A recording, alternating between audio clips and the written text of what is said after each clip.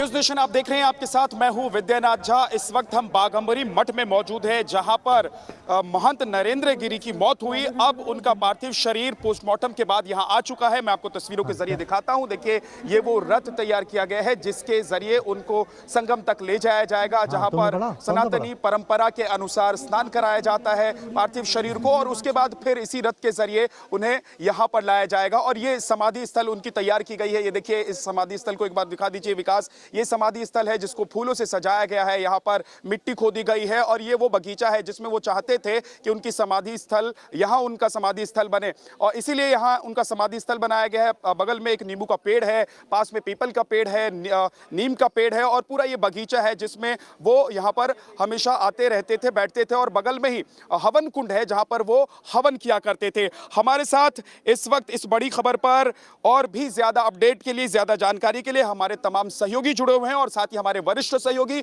दीपक चौरसिया हमारे साथ जुड़े हैं, अमित सिंह हमारे साथ जुड़े हैं, बाघंबरी मठ से ही वो हमारे साथ हैं, साथ ही मानवेंद्र हमारे साथ हैं, और इसके अलावा अनिल यादव भी हमारे साथ रहेंगे। लेकिन सबसे पहले जो बड़ी खबर है वो आपको बता देते हैं। देखिए, बाघंबरी मठ में इस वक्त पार्थिव शरीर को लाया गया है नरेंद्र गिरी के, और इसके बाद पोस्टमार्टम के बाद उनके शरीर को यहाँ लाया गया है, और अब उनको उनके पार्थिव शरीर को स्नान कराने के लिए ले जाया जाएगा संगम, जिसके बाद एक बार फिर से यहां पर समाधि स्थल पर उनके पार्थिव शरीर को लाया जाएगा। लेकिन इस बीच 5 डॉक्टरों ने उनकी पोस्टमार्टम किया है, और ये लगभग 2 घंटे तक उनका पोस्टमार्टम चला है, जिसके बाद 8 बजे से 10 बजे के बीच में, और जिसके बाद उनका पार्थिव शरीर यहां पर लाया गया है। अमित हमारे साथ मौजूद हैं। अमित, जरा एक बार बाघंबरी मठ के भीतर इस वक्त कौन कौन मौजूद है यहाँ पर, और क्या क्या व्यवस्था है? आज का जो कार्यक्रम है, जो पार्थिव शरीर है, उसको गंगा स्नान के बाद फिर कहाँ ले जाया जाएगा, क्या होने वाला है, जरा बता दीजिए।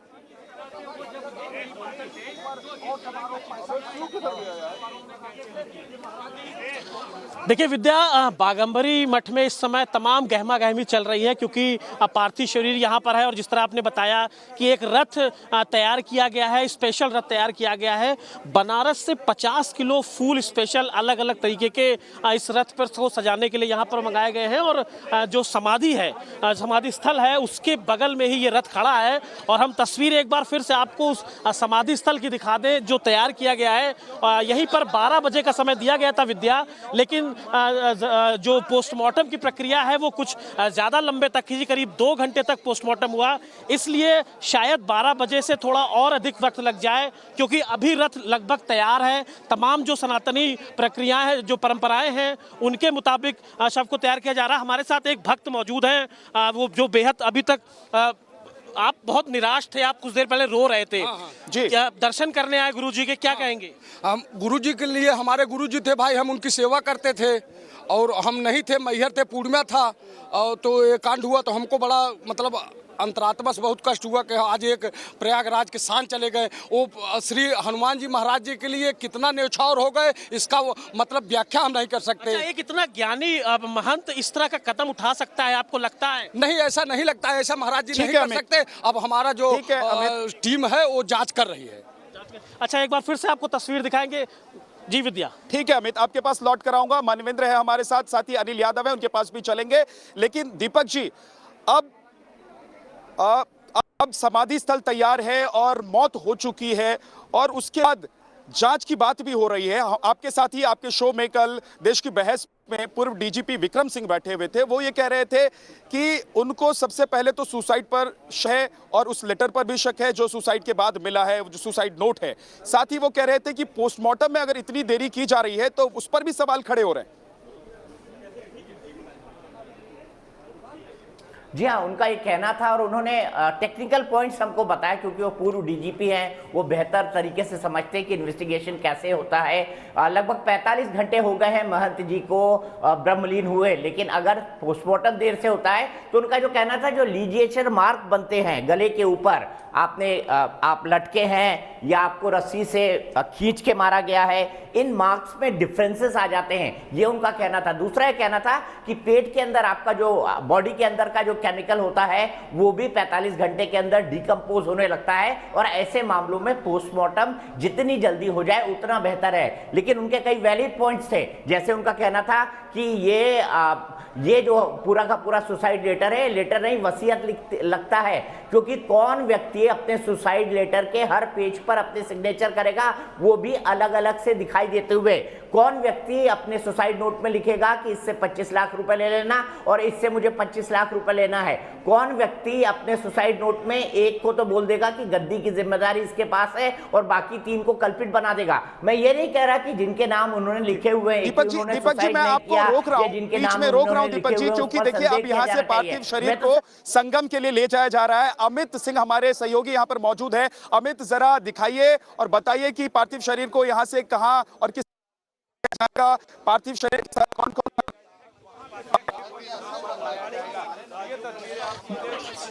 जी विद्या, आपको देखिए तस्वीर दिखाएं एक बार, कोशिश करेंगे, चूंकि मीडिया का अच्छा खासा जमावड़ा है। जो रथ स्पेशल रूप से तैयार किया गया था उसमें पार्थिव शरीर को रखा जा चुका है। जो तमाम महंत हैं, तमाम जो अखाड़ा परिषद और निरंजनी अखाड़े से जुड़े जो महंत लोग हैं, वो देखिए यहाँ पर पार्थिव शरीर के साथ मौजूद है। यहाँ से संगम ले जाया जाएगा, वहाँ पर स्नान कराया जाएगा पार्थिव शरीर को।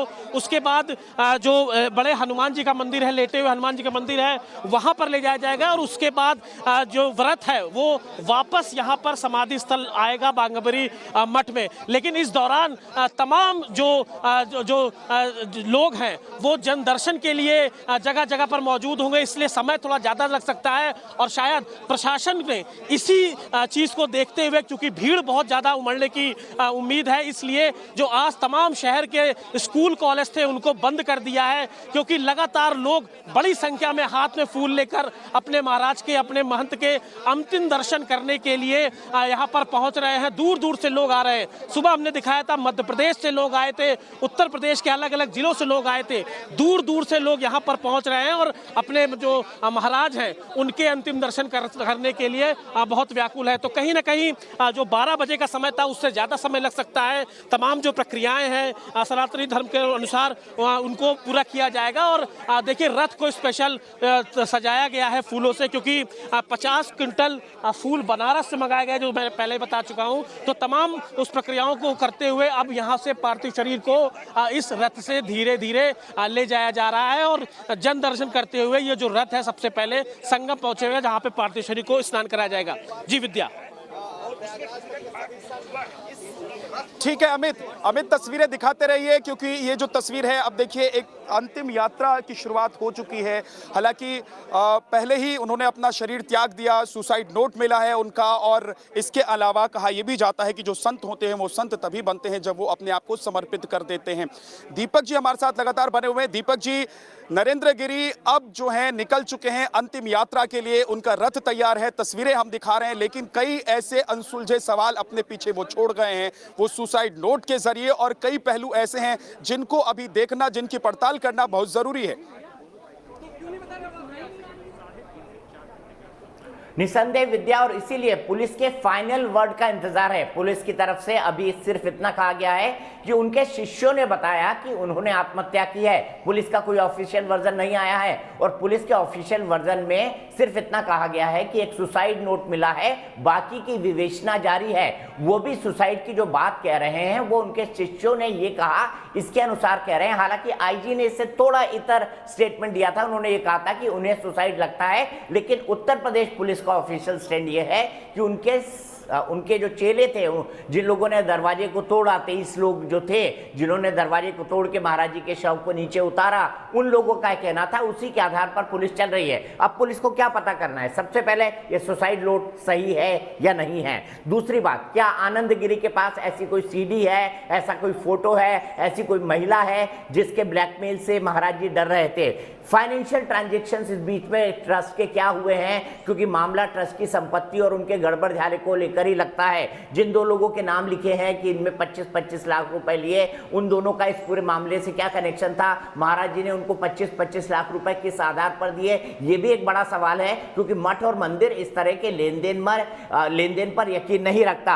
अगला बड़ा सवाल ये है कि क्या महाराज जी को माफ कीजिएगा हत्या करके टांगा गया या उन्होंने खुद सुसाइड किया? ये भी एक बहुत बड़ा सवाल है जिसका जवाब पुलिस को देना है। तो पुलिस के सामने कई अनुत्तरित प्रश्न हैं। पुलिस को इस पूरी थ्योरी को समझाना होगा, लोगों के गले उतारना होगा, क्योंकि ये मामला सिर्फ उत्तर प्रदेश इलाहाबाद तक सीमित नहीं है, ये देश और अंतर्राष्ट्रीय मीडिया तक ये पूरा पहुंच गया है, क्योंकि ये मामला दुनिया के सबसे बड़े धर्मों में से एक सनातन धर्म से जुड़ा हुआ है और उसके सबसे बड़े धर्मगुरु से जुड़ा हुआ है।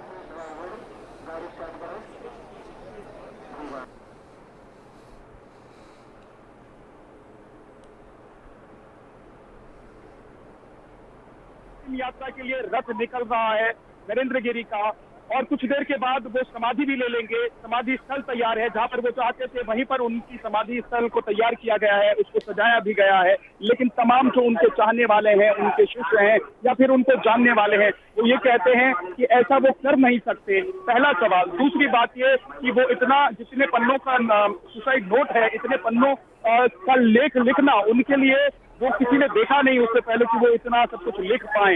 तो कई सवाल ऐसे हैं। अभी तक यहाँ जो पुलिस जांच कर रही है, उत्तर प्रदेश की पुलिस, SIT का गठन किया गया है। इन तमाम चीजों के बाद अभी तक कुछ मामला क्या समझ में आ रहा है, कुछ चीजें क्लियर हुई है कि नहीं हुई?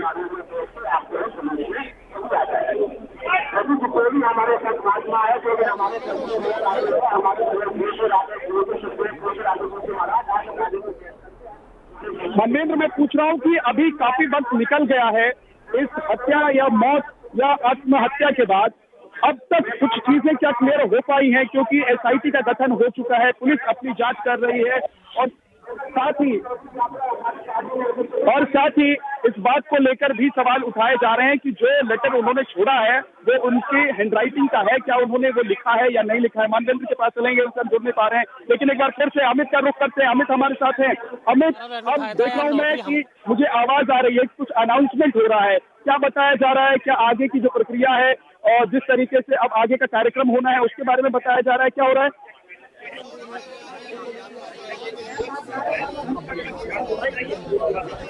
बिल्कुल विद्या, आगे की जो प्रक्रिया है उसके बारे में अनाउंसमेंट किया जा रहा है। अंदर से ही माइक से एक जो महंत है वो बाकायदा अनाउंसमेंट कर रहे हैं। चूंकि भीड़ बहुत ज्यादा है तो ये लोगों से कहा जा रहा है कि कृपया साथ न चले, अपनी अपनी गाड़ियों से चले। हर कोई इस रथ में सवार होना चाहता है। और सबसे अहम बात, प्रदेश के डिप्टी CM केशव प्रसाद मौर्य और साध्वी निरंजन केंद्रीय मंत्री वो भी यहाँ पर खुद आए हैं। उन्होंने अंतिम दर्शन किए हैं और बहुत देर तक जो अंदर रथ पर जो महंत है उनसे बात की, आगे की कैसी प्रक्रिया होगी। और पीछे जो आप ये एक गाड़ी देख रही हैं, इस गाड़ी में ही संभवतः केशव प्रसाद मौर्य है, शायद वो रथ के साथ साथ ही चलेंगे। बताया जा रहा था कि संगम स्नान के बाद बड़े हनुमान जी के मंदिर पार्थिव शरीर को ले जाया जाएगा और उसके बाद वापस यहाँ पर बागम्बरी मठ में पार्थिव शरीर को वापस लाया जाएगा और भू समाधि देने की जो प्रक्रिया है उसको पूरा किया जाएगा। लेकिन विद्या, देखिए यहीं से इतनी ज्यादा भीड़ है श्रद्धालुओं की कि पूरे जब नगर भ्रमण करेगा ये पार्थिव शरीर रथ के साथ, तो कहीं ना कहीं बहुत ज्यादा भीड़ होने की उम्मीद है। इसीलिए लगातार लोगों से ये अपील की जा रही है कि कृपया जो जहां है वहीं पर रहे। नगर भ्रमण के दौरान जो महाराज हैं उनके दर्शन कर लिए जाए, क्योंकि इसीलिए जिला प्रशासन ने भी व्यापक तौर पर तैयारी की है, सुरक्षा व्यवस्था की तैयारियां किया गया है। लेकिन फिलहाल यहाँ से बागम्बरी मठ से पार्थिव शरीर निकल चुका है और सीधे वो संगम स्नान के लिए जाएगा। जी विद्या, करा दिया जाएगा। एक छोटा सा ब्रेक और लौटेंगे।